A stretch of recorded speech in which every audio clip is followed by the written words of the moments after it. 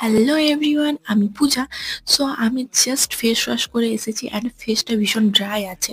আমি টোনারটা ইউজ করতে যাচ্ছিলাম, আমার মাথায় এলো তোমাদের সাথে চলো এটা শেয়ার করি।